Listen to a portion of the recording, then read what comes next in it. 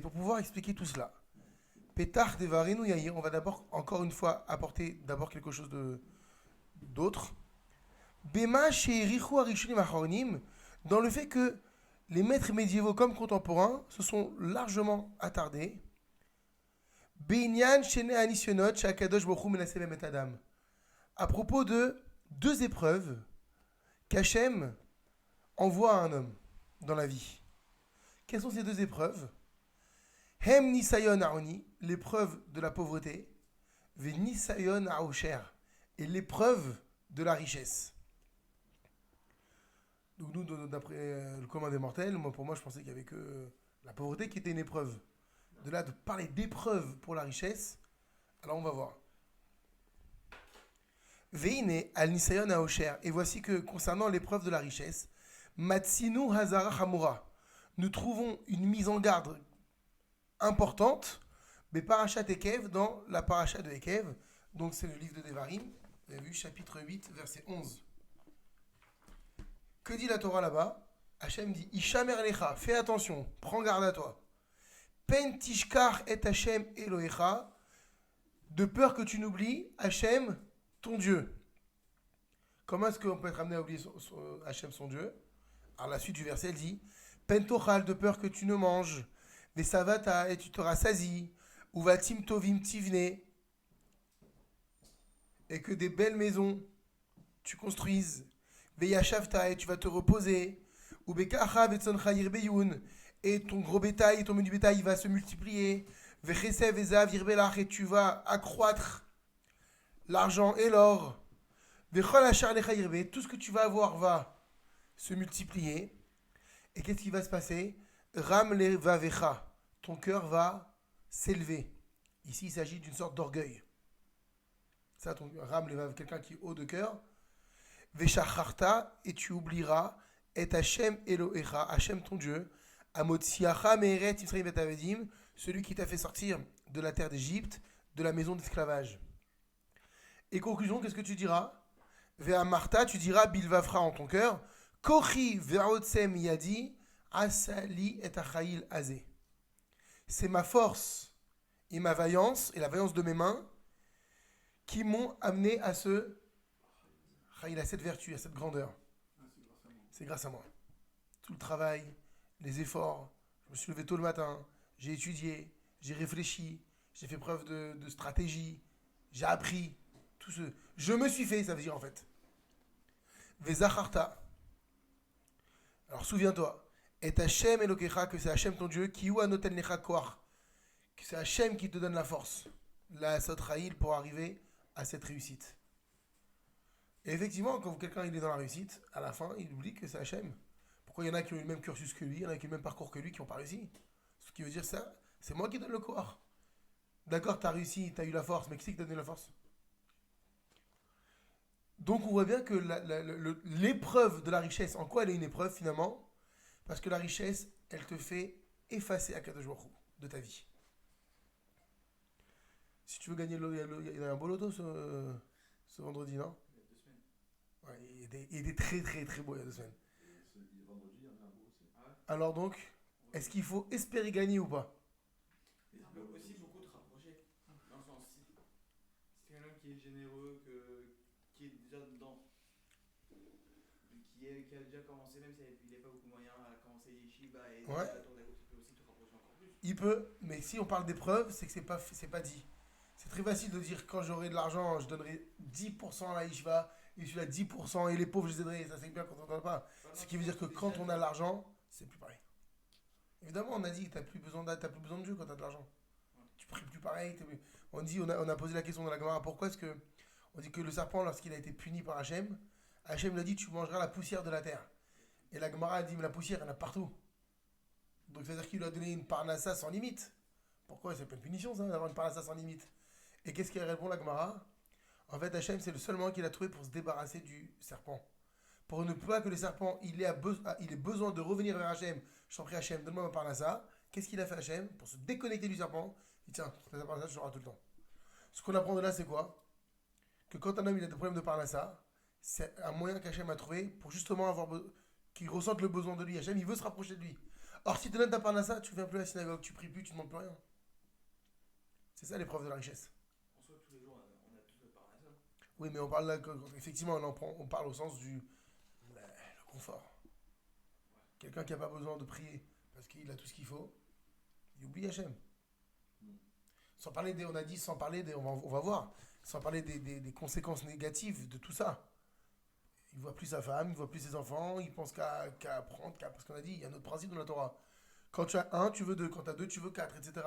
Un homme, il n'est jamais rassasié de l'argent qu'il a. Donc plus il aura de la richesse, et plus il voudra en amasser encore. Et donc plus il se déconnectera de la vie normale. C'est une vraie épreuve, ce qui n'est pas la même épreuve que celle de la pauvreté. C'est vrai que la pauvreté, elle crée évidemment peut-être des fois une dépendance, une vraie difficulté, mais elle te garde. Tu es toujours connecté à Hachem, je t'en prie, j'ai besoin de toi Hachem, parce que tu n'as pas d'autre choix que de te retourner vers Hachem. Donc effectivement, on va parler de ces deux épreuves ici, et quel rapport ça a avec tout ce qu'on est en train de dire.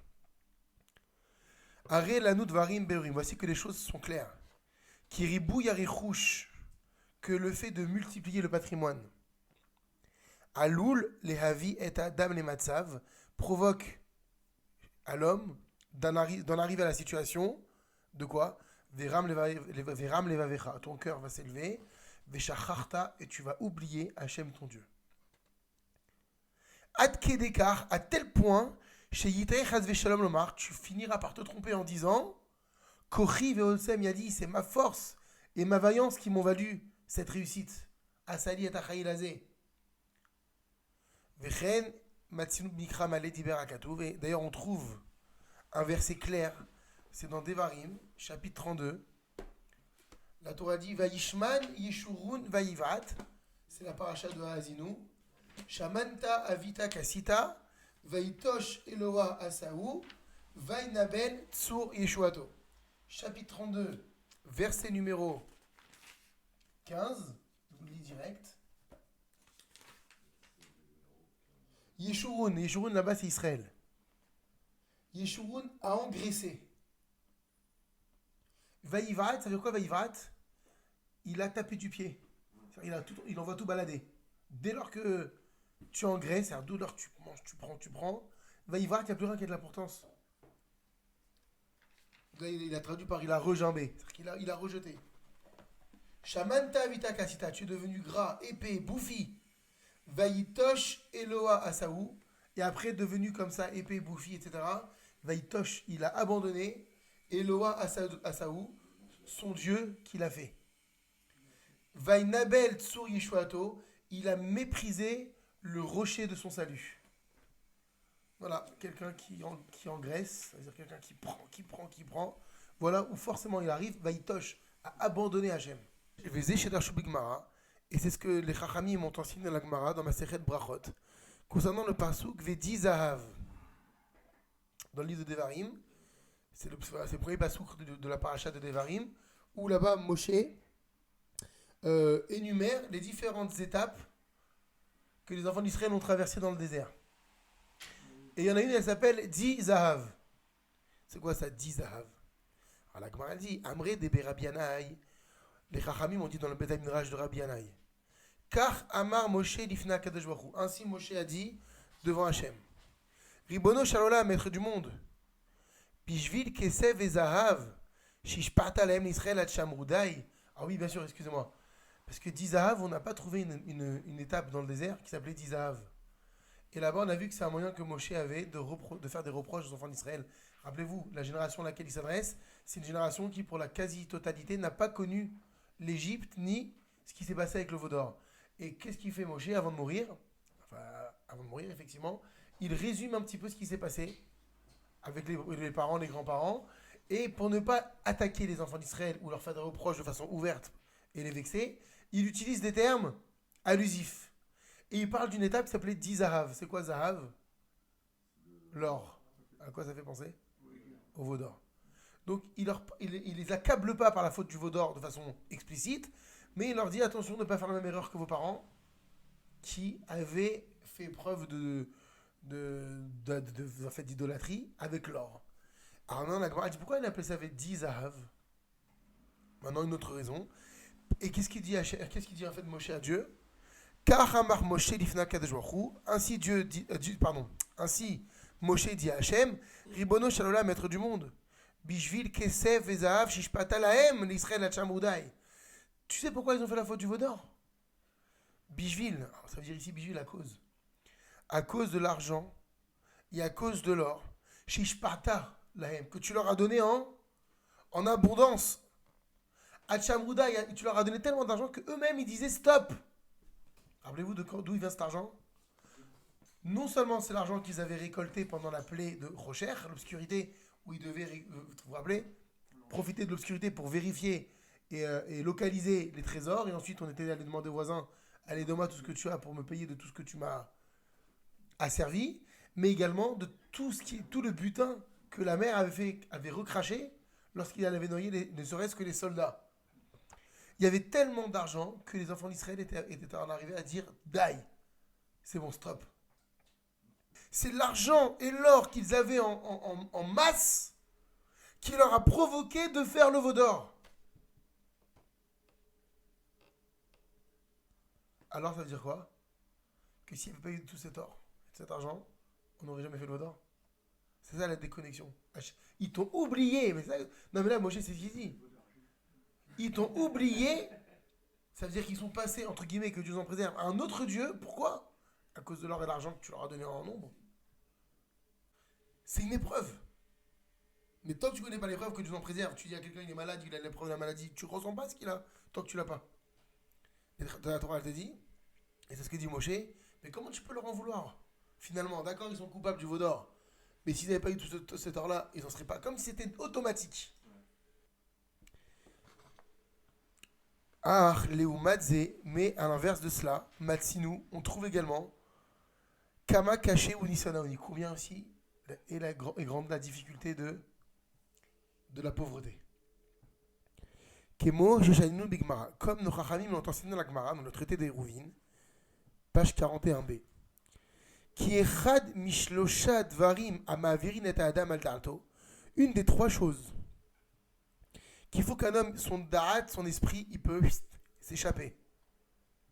Et également échapper à son créateur. Donc là aussi, ça veut dire quoi échapper à son créateur? Ça veut dire qu'on peut en vouloir à Hachem. Avoir l'esprit contre Dieu. C'est quoi? Dikdouke aniyut. Dikdouke aniyut, c'est-à-dire c'est la misère. C'est pour ça qu'on parle de deux épreuves.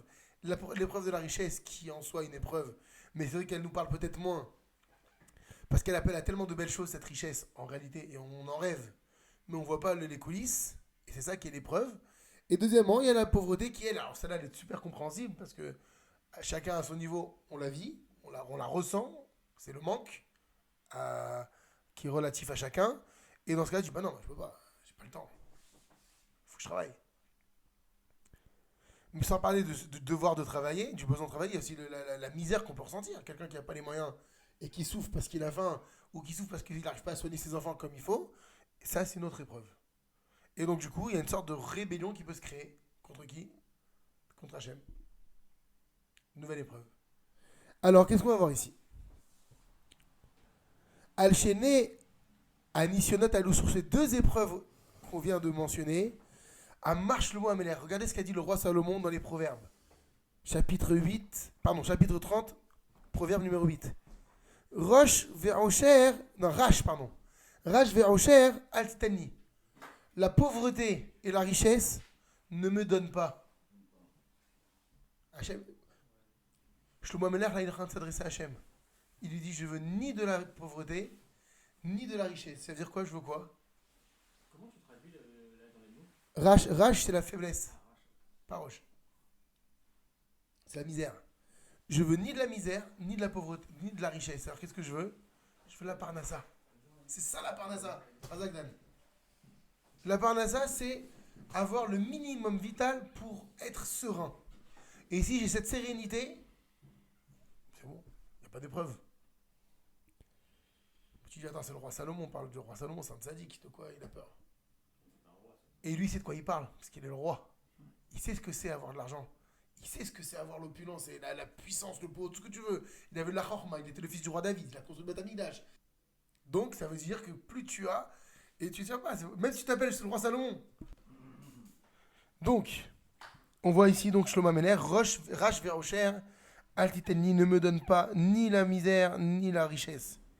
Itpalel l'Hachem, il est en train de prier Hachem, chez Loyenaseoti, bénissez la Aniut va Hashirut, de ne pas m'éprouver par l'épreuve de la pauvreté et de la richesse. Atrifeni lechem chukai. Ça veut dire quoi? C'est la suite du verset. Donne-moi ma parnassa et ma nourriture qui est des tzorki selon ce que j'ai besoin. Voilà ce qu'il faut demander. Donne-moi ce que j'ai besoin. Ce dont j'ai besoin, pardon. Il s'appelle Salomon, le roi d'Israël. Omnam, cependant, on passe à la 4e colonne, Raoui Ladaat, qui est Nemet, chez Shnan Sionot, il convient de savoir qu'effectivement, ces deux épreuves, à savoir Nisayon Naoni et Nisayon Naosher, et la misère et la richesse, Kashim Meod, sont très durs. Aval, Bechol Echad Mehem, mais dans chacune d'elles, Yesh Shte Dragot Kashot Zomizo. Il y a 2 niveaux qui sont plus durs l'un que l'autre. On va voir de quoi il s'agit, c'est-à-dire quoi? Il y a 2 dimensions dans chacune d'elles. Qui est no domaine Nisayon Naoni Shel Adam Shaya Nikolamav, car n'est pas comparable l'épreuve de la pauvreté pour un homme qui est né, qui a été misérable toute sa vie. Donc on parle de quelqu'un qui est né pauvre. Si je te dis, c'est quoi le plus dur? Celui qui est né pauvre et qui est pauvre, ou celui qui n'est pas né pauvre et qui est devenu pauvre? C'est quoi le plus dur? Donc on voit que même dans l'épreuve de la pauvreté, il y a 2 niveaux d'épreuve. Et on va voir la suite. Pourquoi? Parce que Shiuragi, lui, il a l'habitude, Miyamima depuis toujours, l'Iriot Rayoni, de vivre une vie de pauvre. Depuis qu'il est petit, il avait des chaussures trouées, il mangeait du pain et des piments au goûter, ce qu'il trouvait, quoi. Donc c'est sa vie. Alors c'est triste. C'est une épreuve, quoi qu'il en soit. Attention, c'est une épreuve. On va pas dire que parce qu'il est né comme ça, reste comme ça, il ne ressent pas la difficulté. Mais c'est quelque chose qu'il connaît. Les Nisayon Naoni, par rapport à l'épreuve de la pauvreté, chez la dame d'un homme, Shaya Techila Shagadol, qui était déjà, imagine-toi, il est né avec une cuillère en or dans la bouche. Il était déjà riche. Bedishum Chaser, sans aucun manque. Ou Pitom, et voilà que soudainement, n'est pas Chalav Galgal, la roue a tourné. Viyarad Binechassav, il s'est écroulé de ses biens, il est tombé. Adjenepar l'animarouch, jusqu'à ce qu'il soit devenu un pauvre misérable. C'est qui le plus dur?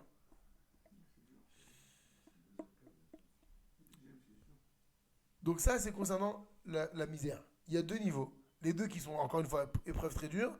Mais on va voir qu'il y en a un qui va ressentir plus de difficultés que l'autre. Et bien pareil, Vechen, il en va de même.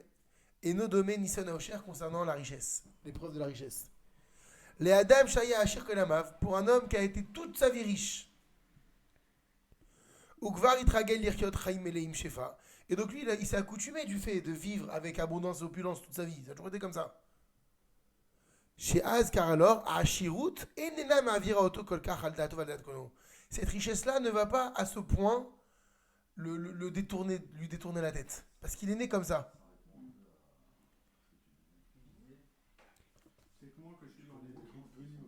C'est-à-dire, cette accoutumance à la richesse, c'est quelque chose avec laquelle il vit. Et donc, il a une stabilité, difficile quand même, parce qu'il a quand même... Quelqu'un qui a les moyens, qu'est-ce qu'il peut faire, finalement, pour parler concrètement? Il a accès à tout ce qui est mal, tout ce qui est interdit. Il n'a pas les moyens, il n'a pas... Ah si.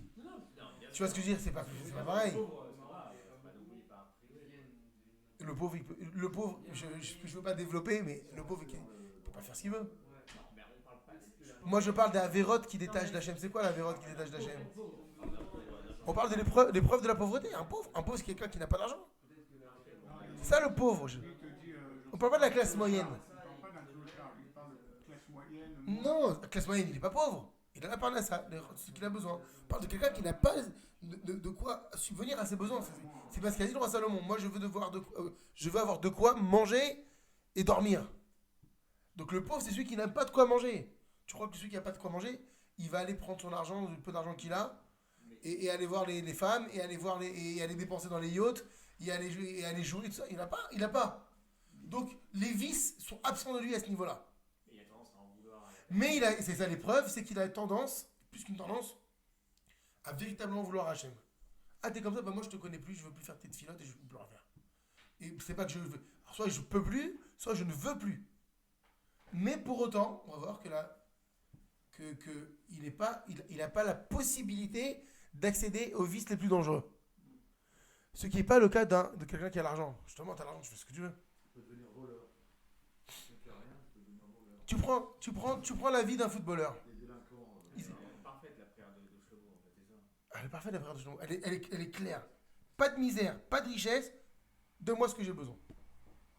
Comme Adam Arishon. Mais c'est vrai que quand tu prends la vie des stars, mais je parle des footballeurs en particulier, des gamins qui du jour au lendemain, ils sont multimillionnaires. Qu'est-ce qu'ils font ces gens-là avec leur argent? Tu vois bien que c'est... C'est de la couleur sur les cheveux. Ça devient...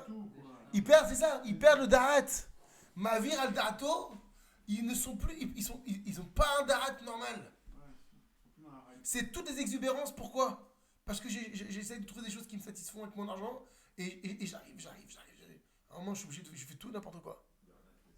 C'est l'antithèse du cadre qu'Hachem nous met par la Torah. Parce que là, tu disais, si plus j'ai d'argent, plus je peux accéder aux vices. Et là, c'est un peu une vision. Pas plus j'accède au vice. Je clique des doigts, je fais ce que je veux. D'un autre côté, on peut accéder à un niveau supérieur, c'est-à-dire, si j'ai des millions, je peux financer pour des yeshivas. Je peux. Je peux offrir une vie à ma famille que j'aurais pas pu offrir. C'est ce qu'on dit avant. Oui, mais alors, analysons les synagogues et les yeshivot aujourd'hui. Comment est-ce qu'on... Analysons. T'es pas favori. T'as plus de chances de faire n'importe quoi. Oui, mais c'est dur, c'est une épreuve. Mais il est très connu à la communauté, il s'appelle Jérémy Vérémy, très connu. Bah voilà. C'est vrai qu'il est tellement connu que c'est le seul qu'on connaît. Ouvertement, allez, un des seuls. Pourquoi il y en a qu'un? Il y en a qu'un. Non, parce qu'il est public. Pourquoi? Mais pourquoi? Parce que c'est exceptionnel.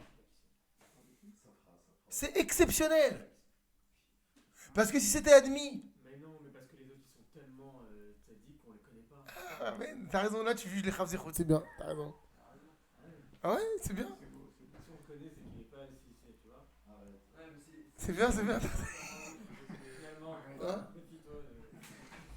T'as raison. non, ce que je veux dire, c'est qu'il y a d'autres manières de le voir. Peut-être lui, il parle en tant que roi, mais il parle parce qu'il est Ah, déjà pas raison. roi, il a déjà... Il a le droit en tant que roi. Et malgré son droit, il refuse ce droit. Pourquoi? Parce que c'est impossible à vivre. Mais là, il parle parce qu'en tant que roi, il a la possibilité de faire ce qu'il veut. Bah c'est pareil. Que tu sois roi, pas roi, c'est la même chose. Une fois que t'as l'argent, t'as la possibilité de faire ce que tu veux. Oui, mais même sans argent, il peut le faire. Qui? Le roi Salomon. Il est obligé d'avoir l'argent. Il a la richesse, le roi. Le roi, il a la richesse. Là, il parle de sa richesse. Ne serait-ce que par le pouvoir. Non, fais tout ce que tu veux. Là, il parle de sa richesse à lui, personnelle, ou la richesse du pays. Non, à lui, ne me donne pas, je ne veux pas de richesse. C'est ça qu'il dit. Altitenni, ne me la donne pas. Tu te rends compte, c'est un homme qui arrive, au lieu d'arriver dans cette fête et de dire, je t'en prie Hachem, donne-moi. Il dit, ne me donne pas, c'est clair. Altitenni, c'est un impératif. Je pense que c'est une question, là pour l'instant, on est sur une question de vocabulaire. Parce que c'est pas richesse en fait. C'est plus que ce dont tu as besoin. Et mais dès lors que oui, mais ce plus-là, il va amener ce qu'on a dit.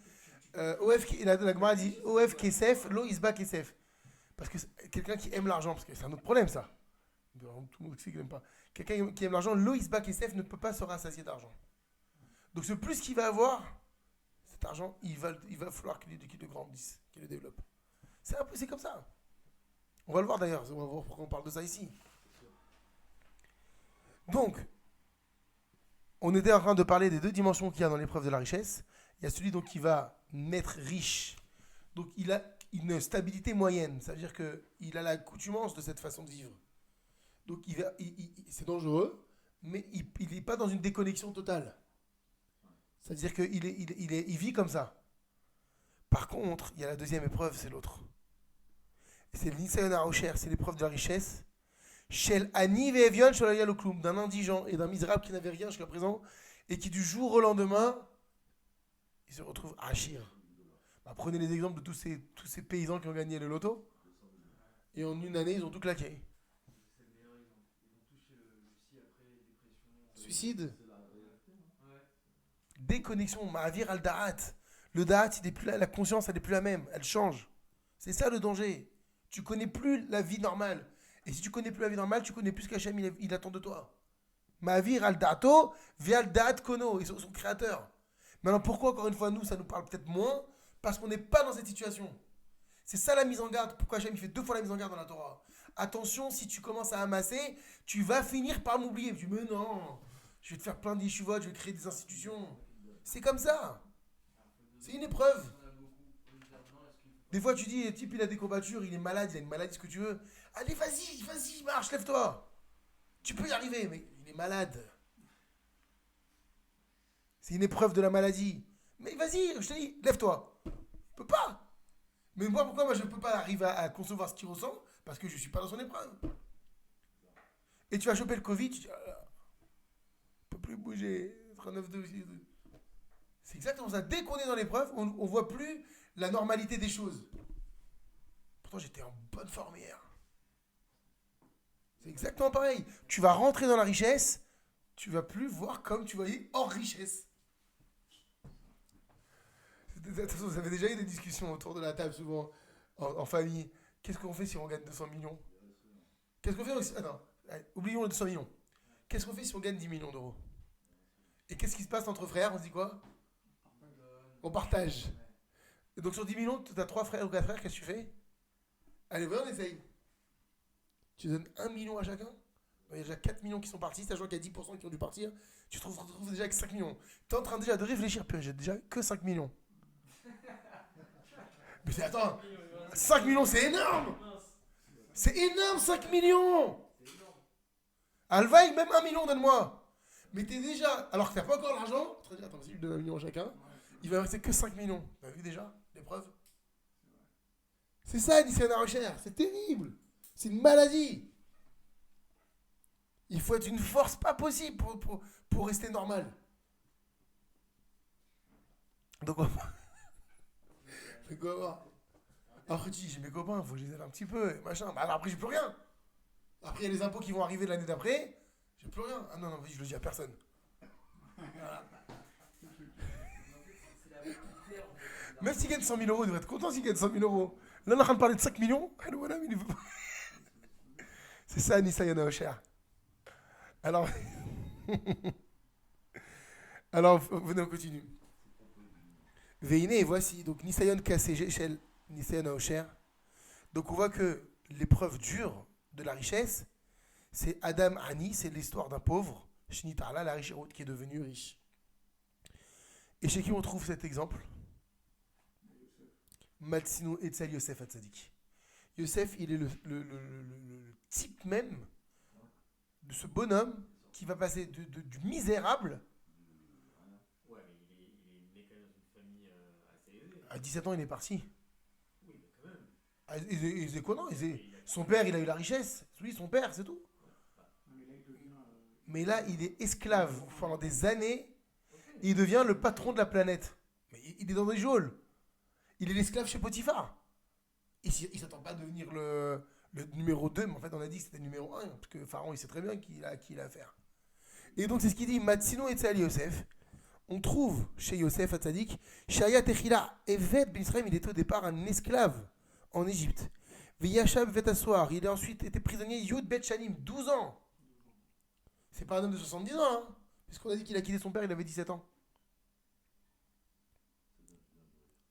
Veine Ben Laila, Nitarla la Mishnah Mer. Voilà qu'en une nuit, grâce au rêve de Pharaon, là, il est devenu l'intendant, le vice-roi.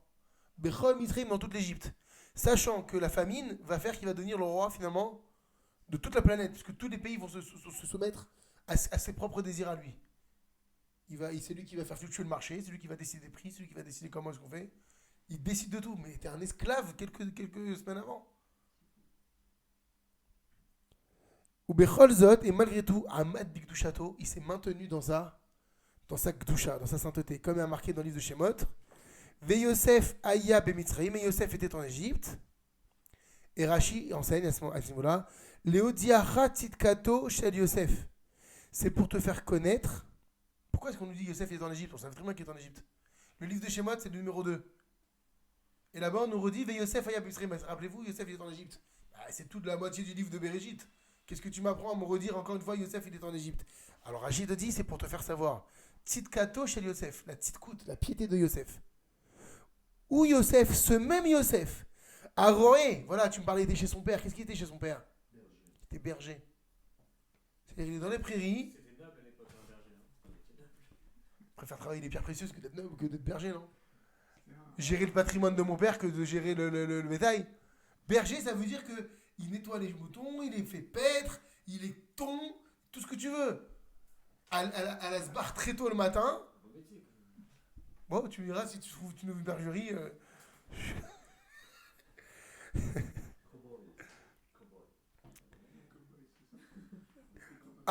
Où Yosef, ce même Yosef, a roé qui était berger. Et le berger, c'est la simplicité.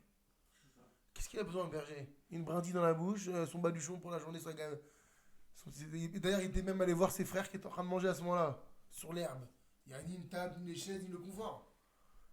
Et alors, c'est ce même Yosef qui est berger, où Yosef, Shayab Israël, c'est le même qui était en Égypte, Venaasa Melech, qui est devenu le roi, Ve'omed Betitko, et qui est resté dans sa tzidkout. C'est le même berger qui était dans la Torah en train d'étudier la Torah, c'était le même pharaon qui est devenu pharaon en train d'étudier la Torah.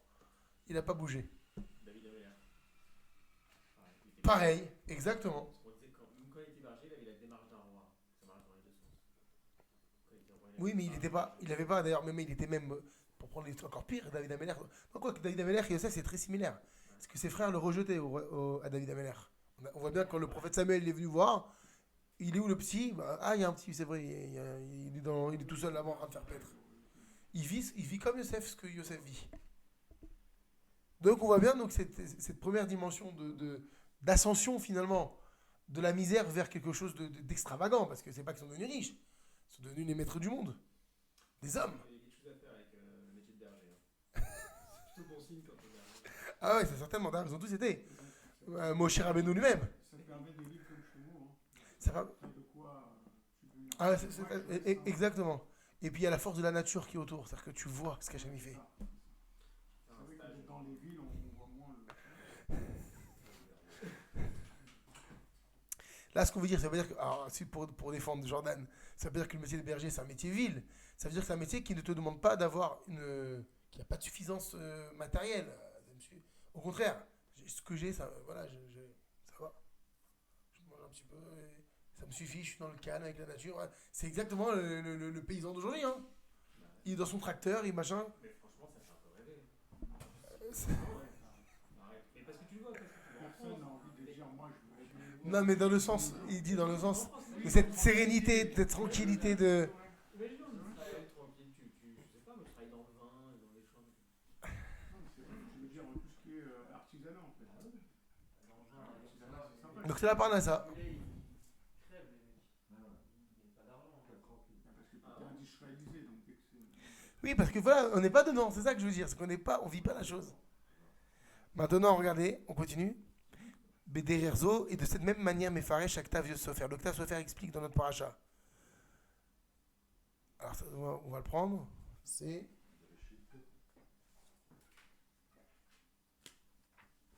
dans quoi?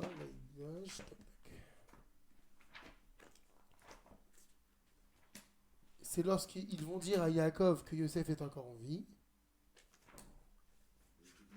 Et lui, il va dire, attends, je prends le verset entièrement.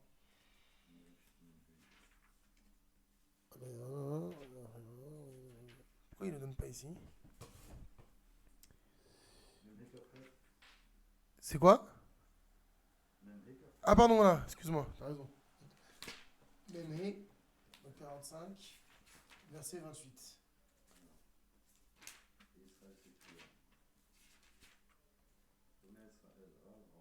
C'est ça. Vayomer Israël, Rav Od Yosef Ben Ichai, El Chaver Enu Beterem Amut. Et Israël dit, Rav Od Yosef Ben Ichai. Alors, le mot Rav, je ne vois pas comment on pourrait le traduire, d'ailleurs il ne le traduit pas. Il dit ici, quel bonheur. Mon fils Joseph est encore en vie. Ah oui, c'est ça. Et Rav, pourquoi ça veut dire ça suffit Rav, normalement, Rav ça veut dire beaucoup. Du mot Rav. Alors, comment on traduit Rav Od Yosef Ben Ichai? Il y a écrit Hein? Ici, en traduction normale, quel bonheur! Mon fils Joseph est encore en vie. Je vais y aller et je le verrai avant de mourir. Il a traduit Rav par quel bonheur? Pourquoi le mot Rav ça veut dire bonheur? Alors justement, le Midrash il va s'interroger. C'est quoi ce mot Rav? Rav Yosef ben Ichai. Midrash, alors le Midrash il dit Ma Rav Kocho chez Yosef. Quelle était la grande force de Yosef? C'est ça qui veut dire ici Rav. Chez Avru Alav Kol Hatzarot, il a passé tellement de souffrances. Ve'amad betzitko. Et il a tenu dans sa piété. Le mot Rav ici, c'est-à-dire que Yaakov est étonné. Rav, c'est-à-dire beaucoup. Combien de souffrances il a tenu et il est encore en vie. Je parle pas au niveau physique, au niveau spirituel. Il n'est pas devenu un Égyptien. Il n'est pas devenu un pharaon, il est resté Yosef. C'est ça. Le Rav, il faut dire le Midrash, Marav, Koro, combien est grande Koro, sa puissance. Chez Yosef. Il est choqué. Il espère de le remarquer. Comment il a su à ce moment-là, parce qu'il n'a pas encore vu? Rappelez-vous l'astuce qu'a trouvé Yosef pour lui prouver qu'il était. Il a envoyé les génisses. Les génisses. La génisse, c'est Egla Arufa, ça s'appelle, c'est un cas dans la Torah. Lorsqu'un homme est trouvé mort entre deux villes, on ne sait pas à qui imputer la responsabilité de sa mort, alors on prenait une génisse, c'est le beddin le plus proche de la ville, il prenait une génisse, et il allait faire ce qu'on appelait la Egla Arufa, on lui brisait la nuque à ce moment-là, et il y avait une kapara qui était faite. Et les Chachayim nous dévoilent qu'avant que Yosef soit vendu, le dernier sujet que Yosef avait étudié avec son père, c'était le cas de l'Egla Arufa. Quand il se révèle à ses frères, et qu'il leur dit allez voir papa, il venait faire des cadeaux à papa, et il a marqué là-bas, il envoie des agalotes. Alors le sens simple, il traduit agalotes, des charrettes. Agala, c'est un caddie aujourd'hui, une poussette. Et les Chachayim disent non, pas du tout, c'est pas des poussettes. Agalote, c'est le pluriel de génisse. Il a envoyé un message à son père pour dire papa, regarde, il y a 20 ans qui sont écoulés, je suis resté sur la même soudia, sur le même sujet de Torah, je ne l'ai pas oublié. Et là, il dit Rav, avec tout ce qu'il a pu voir. Vous vous rendez compte, on a déjà dit ça à plusieurs reprises, mais vous imaginez, on a dit un petit jeune de 17 ans qui se retrouve en Égypte, dans le palais de Pharaon avec les plus belles princesses, pas de cadre, pas de Torah, pas de parents, toutes les raisons légitimes pour se laisser aller, beau, comme un dieu, j'ai envie de dire. Et Marav Koro, mais. D'ailleurs, on a dit, c'est pour ça qu'on l'appelle le Safat Tzadik. Hein. C'est le seul qui porte le titre de Hatzadik. Et ce Hatzadik, c'est ça, Marav Koro. C'est quoi cette puissance de Yosef? Lui-même, il le dit. Yaakov, pardon. C'est pour ça qu'il va dire Rav. Oh, Yosef Ben Ichai. Il est fort. Il a encore envie. C'est-à-dire envie, c'est un juif. Tsarich Lavin, allo l'ora auto. Voilà, il dit. Mais pourtant, on doit comprendre. Allo l'ora auto betzar rak bigdola. Mais on voit que là, la question dont on parle ici, Yaakov, c'est que maintenant, lorsqu'il va voir Yosef, il ne le voit que dans la grandeur. Parce que là, maintenant, il est vice-roi. Et pourtant, il utilise le terme de Rav. Ça veut dire que, il dit Évélé l'Omar, donc tu n'as pas d'autre choix que de dire chez Yesh la Kolkar, qu'il a une grandeur tellement puissante, que Vaishman, il s'est engraissé, il part du principe. Vélo Ba'at, c'était le contraire du verset de tout à l'heure. Mais il n'a pas tout envahi valsé. Véro, il n'a pas rejoint, exactement. Véromed Betsitko, il est resté à sa petite coûte. Ça prouve que quoi? Qu'effectivement, la richesse, elle rend dingue. Nir Eli, il me semble qu'il bevadaï. Regardez ce que dit le Midrash. L'octave Sofer, pardon.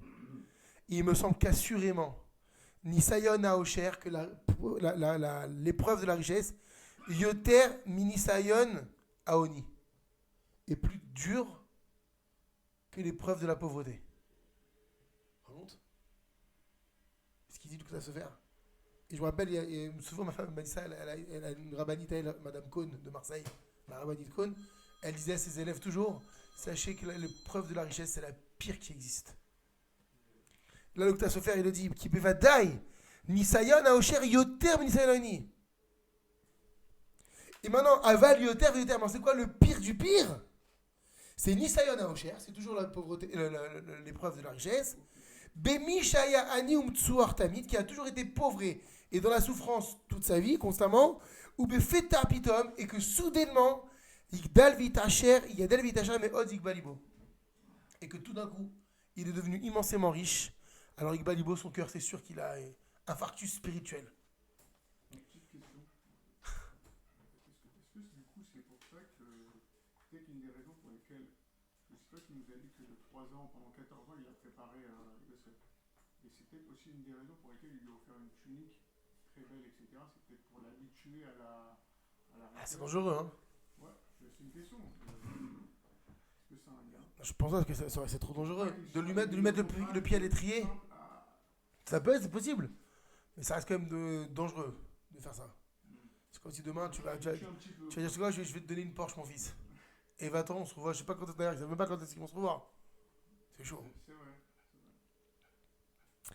Et donc le pire du pire, ça, Yoter Veyoter, c'est cet homme misérable qui est devenu riche soudainement. Vereved, c'est l'histoire d'un esclave qui Yimlor, qui va régner, qui va devenir un Meler. Yarum Libo Meod, combien son cœur il va s'élever. Veine Yosef, et voilà que Yosef, mi bête à Asurim, depuis la prison. Et encore, rappelez-vous, les prisons, on a dit, il y a 3500 ans en Égypte, c'est pas des prisons, c'est des trous dans le sable. Yatsa Limlor, il est sorti pour régner. Ou Mikol Makom, et malgré cela, Ahmad Betitko, il s'est maintenu dans sa piété. Veze Anisayan Gadol, et c'est ça la plus grande épreuve. Vainu, et c'est ça que veut dire le verset, Rav Kocho chez Yosef, quand son père il a dit, ah là là, purée, quelle puissance. Qui a avoué Alav Kolatsarot, car il a passé combien de souffrances, sous-entendu, il était dans la misère la plus totale. Ve'arshav, et maintenant, ou Bagdola, il est dans la grandeur la plus puissante. Ou Mikol Makom, et malgré tout, en Med Betitko, il a tenu bon dans sa petite cour.